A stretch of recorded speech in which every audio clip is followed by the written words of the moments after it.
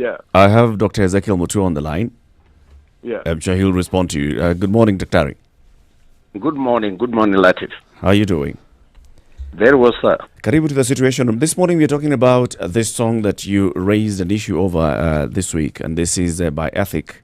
And each you're saying that, we shouldn't be promoting this kind of music. And, well, there's sort of a consensus that, yes, this particular song has an issue, but then also the people who are calling in are saying, but why is Ezekiel Mutua when all this other music is passing through the system? Well, I mean, we rate content as it comes, and there are different. There's a different criteria that we use, but principally music that promotes violence against women, that has objectionable and unpalatable content, is a strictly no.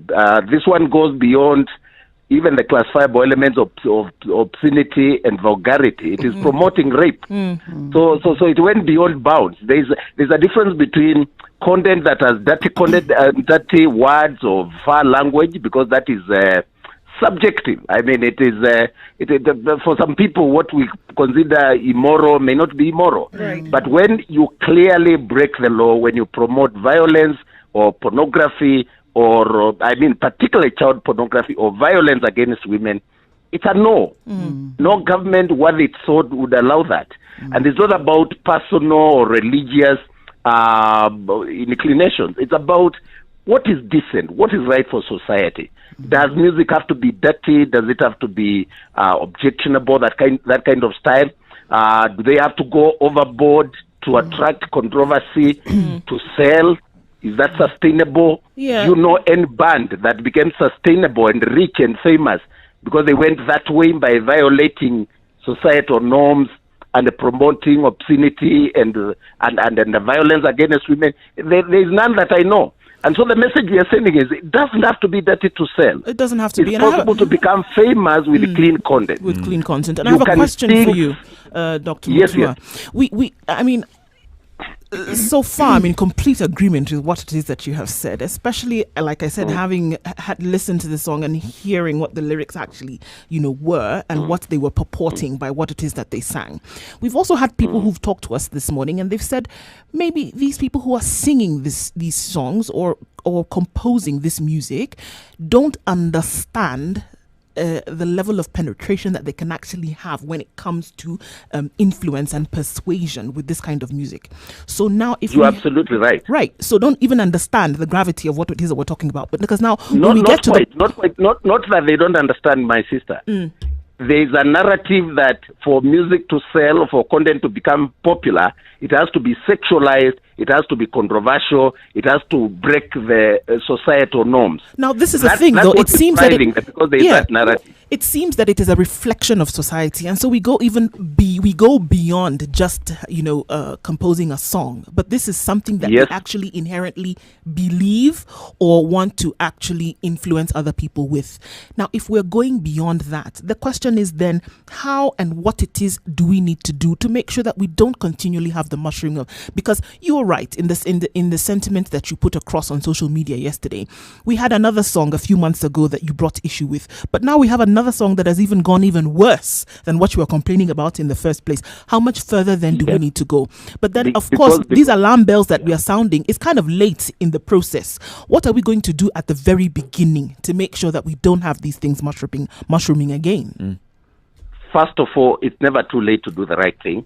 Number two, I think our musicians are a product of the society, and the general breakdown of our moral fabric is not just in music. It is in politics, in our corporate governance. It's everywhere. We have lost it as a society. So I don't just focus on these guys. It's only that's what I do. The work of Kenya Film Classification Board is to deal with content, to ensure that content is rated and that content promotes Kenya's culture, values, and morality, and the national values. And then ideally, people tend to tell me, why don't you deal with corruption? There are other agencies that deal with that. So we are dealing with content rating and classification. And that's the core of our board.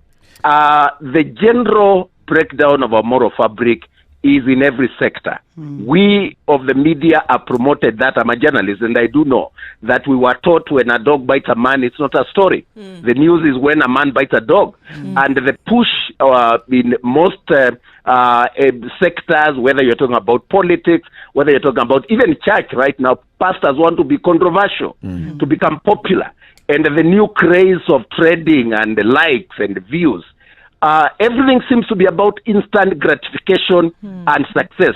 And so what is evil, what is controversial, what is bizarre is what seems to sell.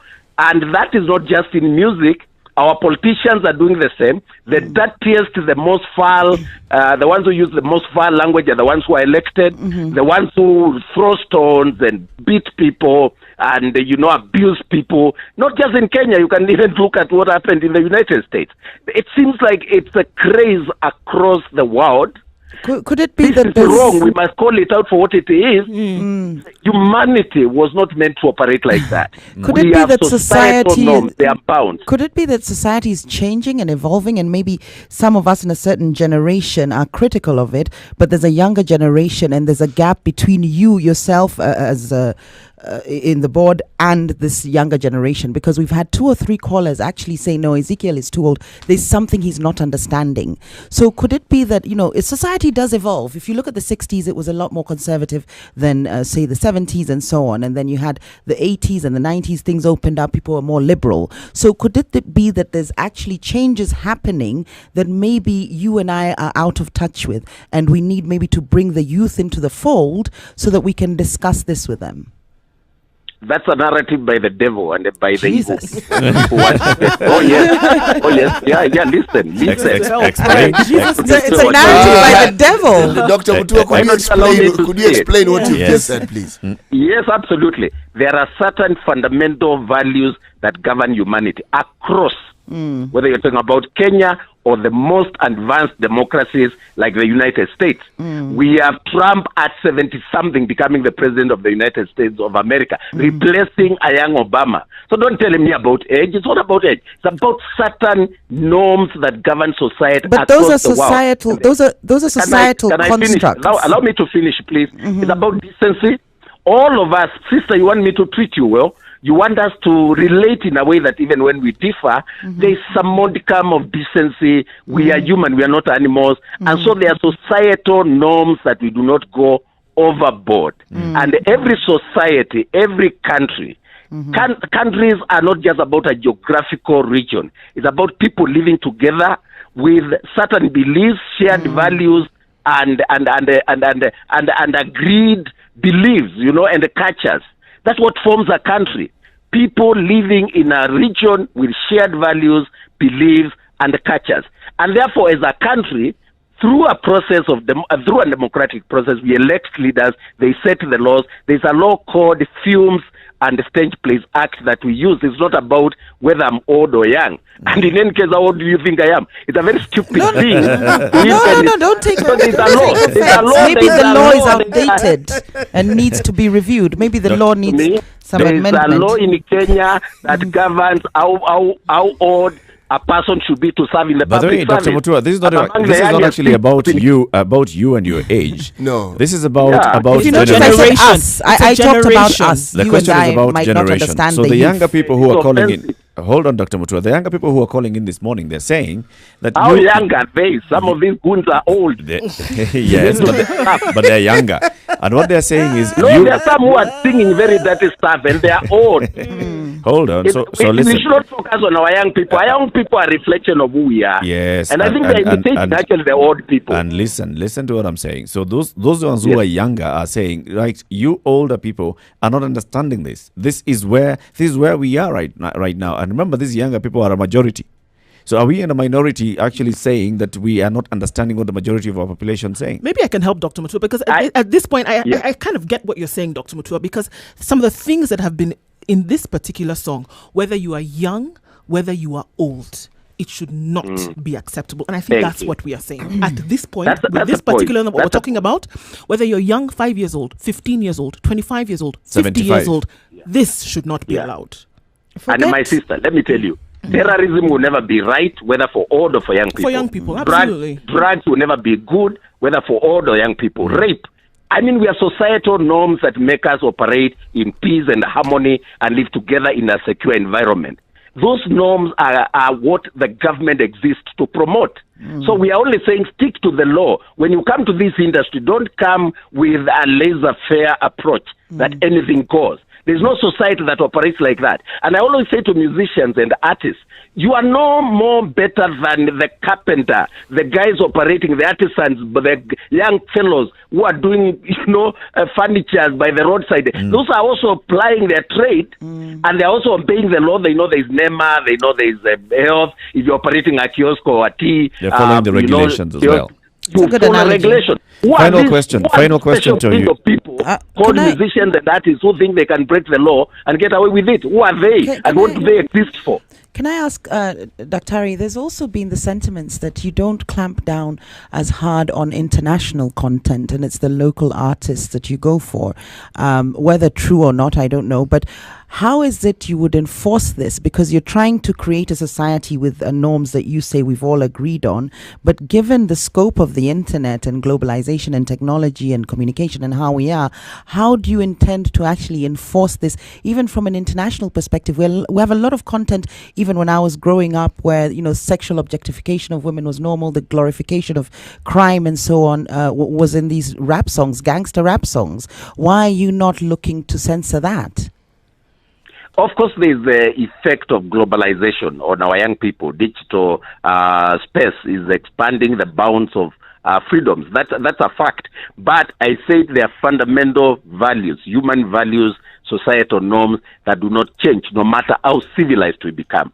And then, to answer your question, we do not just clamp down on the locals. If you look at the music or the films that we have banned, out of the 7, the most prominent, whether you're talking about Shades of Grey, it was not a local film. Whether you're talking about Stories of Our Lives, it was not a local film. Whether you're talking about The Wolf of the Wall Street, it was not a local film. I mean, we focus. It's only that there's more traction when you ban a local one or when you speak about a local. And listen, we have not even banned. Even Wamlambez, we restricted it to clubs and bars. We're only saying it's not play in schools. We are very decent and very reasonable, but people blow it out of proportion and we cause a lot of confusion. We want our young people to know it's not us versus them. It's about the law. We are there to help them and guide them. This morning, we are actually unveiling brand ambassadors that we want to commission musicians. And actually, the one we are unveiling today is a secular musician that we want to go and influence these guys and want to give them money. We are putting a 1 million that we are giving today, and we are distributing these among 5 communities: the Kamba, the Luo, the Kikuyu, the Luyas, and I think Kisi.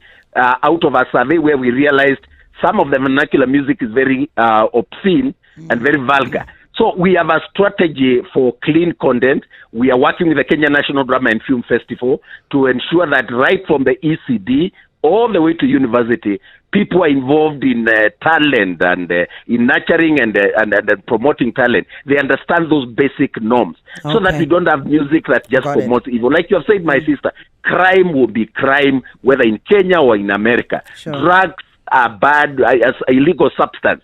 So these are things that we are saying. When our musicians choose to come to this sector, when our filmmakers choose to this sector, they just need to know there are laws governing the industry. And they need to understand those laws and follow them. Can I ask one final question? You mentioned that there's a few international movies, for instance, 50 Shades of Grey and so on, that you've banned. Is it that you feel, even for adults, that they can't make up their own minds? Or what was the rationale behind this?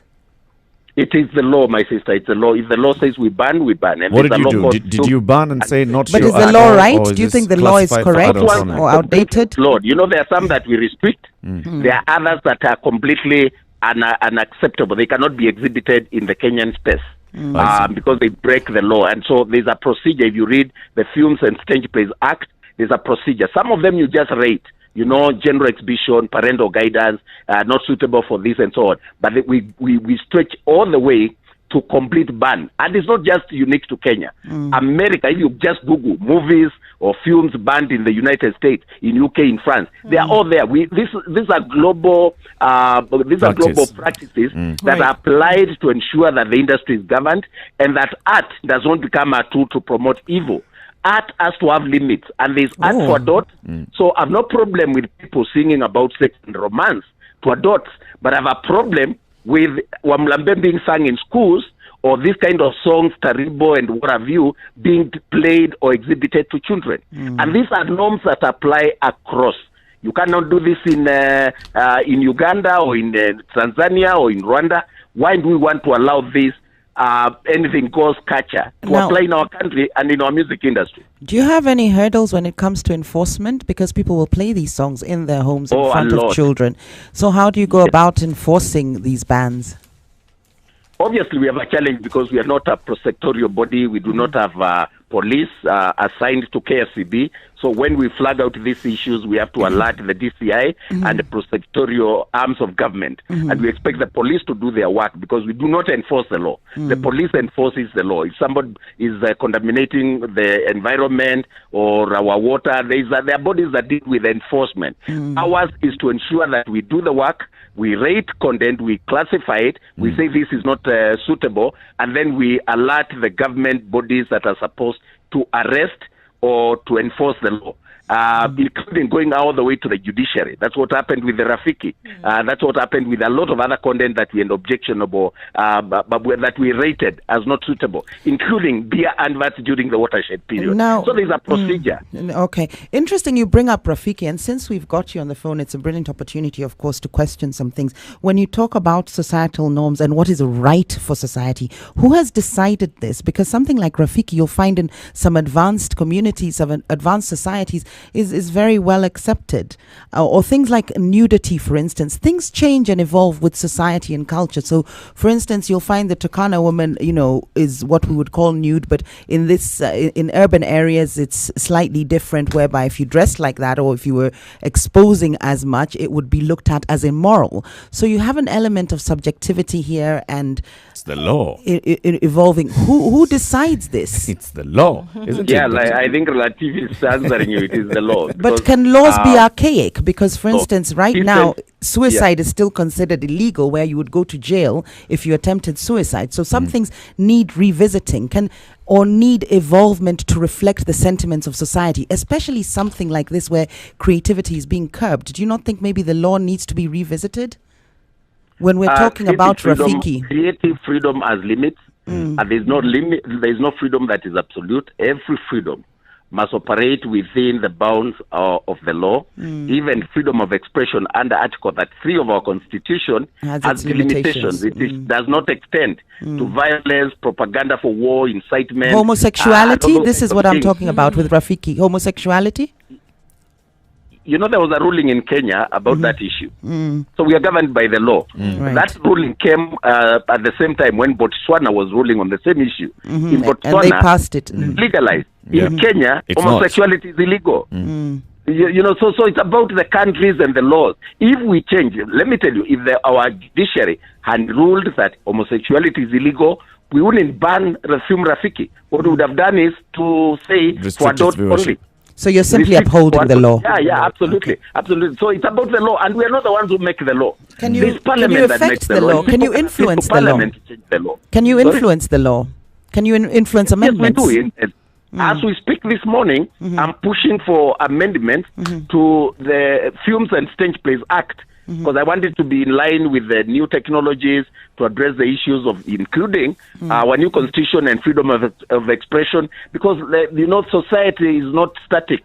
It keeps changing. Absolutely. So we have to keep changing the law to reflect the changing times. But there are basic fundamental values that don't change. About decency, about how we treat one another, things like crime, drugs, and so on. Homosexuality. All those. Yes. Dr. Ezekiel Mutua, asante sana for calling us this morning. Jurisdiction. Homosexuality is a question of jurisdiction. Okay. Like I told you, in the U.S., even South Africa, which we have a collaboration with, homosexuality is allowed there. It's allowed, and here it's not. So we collaborate with them in other areas, but on this one, we say their films can stick to their jurisdiction. But when you go to Nigeria, they're even more strict. Their board is called Film and Video Censorship. Ours is classification. But in Nigeria, it's doing more. It's better than Kenya. Dr. Ezekiel Mutua. The regulatory environment. It's just about what we agree to do, so that we ensure that we promote ease of doing business by our artists. And that these guys need to understand we it's not them versus the government. We are together. It's in my interest to see these guys producing. They are talented, we acknowledge that, but they need to know that talent comes with the responsibility. They are operating not for themselves. Just like the media latte. You do not announce or broadcast for yourself. You do it for society. It's for society. We don't write stories for ourselves. You know, we exist to promote the wider good of society. And so these musicians and Dr. Mutua, we are going to invite you. They produce for the audience. We are going to invite you very soon to the studio for a 1-hour show, Akil, to look at the work. We've been talking about the values, the national values of the country. I'm sure you're one among the things that you need to operate on is in the national values. So we'll invite you to come here and we talk about national values for a full hour. But now, I will appreciate it. I thank you very much for calling in this morning. Thank you for tuning in to Spice FM and The Situation. This is Kenya's biggest conversation. Have a good day, sir. Thank you very much. Thank you, Dr. Mutua.